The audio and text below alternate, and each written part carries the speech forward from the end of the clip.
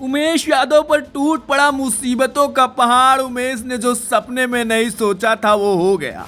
भगवान ने उमेश यादव के साथ बहुत बुरा किया। पिता की मौत के बाद फूट फूट कर रोने लगे, कहा मुझे अब कुछ नहीं करना।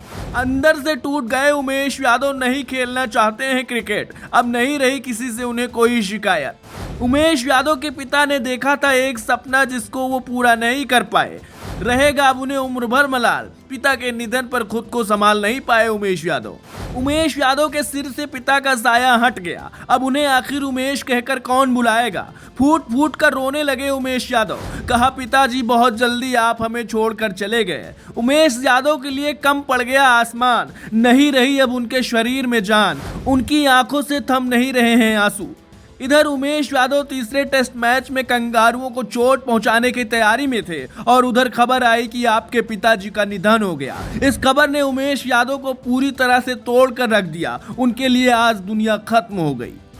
दबे पांव से उमेश यादव ड्रेसिंग रूम से बाहर निकले। उन्हें आज कुछ दिखाई नहीं दे रहा था। साथी खिलाड़ियों ने किसी तरह से उनका हौसला बढ़ाया और कहा उमेश भाई हम आपके साथ हैं। असल में बाप का साया होता ही ऐसा है कि अगर एक बार उठ जाए तो संसार खत्म हो जाता है। जब तक बाप का साया सिर पर होता है तब तक ऐसा लगता है कि पूरा आसमान सिर पर है। यही वजह है कि उमेश यादव को जैसे ही पता चला कि उनके पिताजी का निधन हो गया, उनके पैरों तले जमीन खिसक गई और वह वहीं साथी खिलाड़ियों के बीच फूट फूट कर रोने लगे। उमेश यादव के पिता का 74 साल की उम्र में निधन हुआ है। वह काफी समय से बीमार चल रहे थे।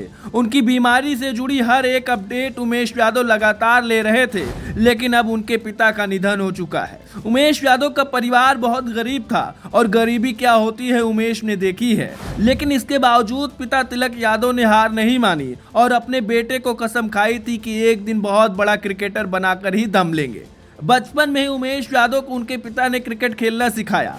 उन्हें भी क्रिकेट काफी पसंद था, लेकिन युवावस्था में वो खुद पहलवान थे। उमेश यादव का बचपन गलियों में क्रिकेट खेलते हुए भी था और टूर्नामेंट के जरिए वह पैसा कमाकर अपना जेब का खर्च चलाते थे।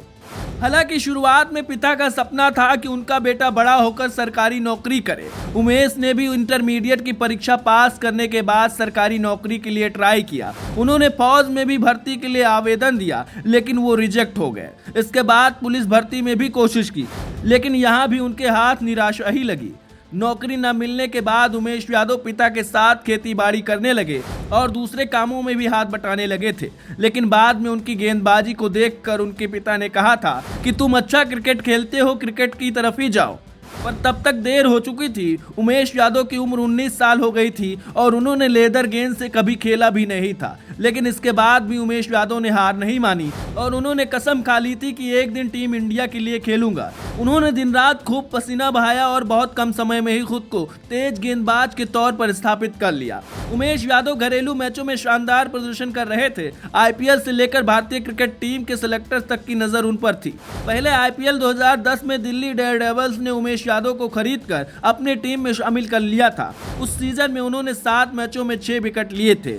उसी साल साउथ अफ्रीका का दौरा करने वाली भारतीय टीम में तेज गेंदबाज प्रवीण कुमार चोटिल हो गए थे और उनकी जगह पर उमेश यादव को खेलने का मौका दिया गया था। लेकिन उनकी किस्मत अच्छी नहीं थी। उन्हें टीम में शामिल तो जरूर किया गया, लेकिन मैच नहीं खेलने को मिला। फिर जिम्बाब्वे के खिलाफ वनडे मैच में 28 मई 2010 को उनको डेब्यू का मौका मिला, जिसके बाद उन्होंने कभी पीछे मुड़कर नहीं देखा और इतनी शानदार गेंदबाजी की कि लंबे समय तक टीम इंडिया में बरकरार रहे। लेकिन पहले मां का निधन हो गया था और अब उनके सिर से पिता का भी साया हट चुका है। लेकिन पहले मां के निधन से टूट चुके उमेश यादव पर अब तो दुखों का पहाड़ टूट पड़ा है। अब पिता की मौत पर वो रोए जा रहे हैं। आखिर उन्हें कोई कैसे चुप कराए।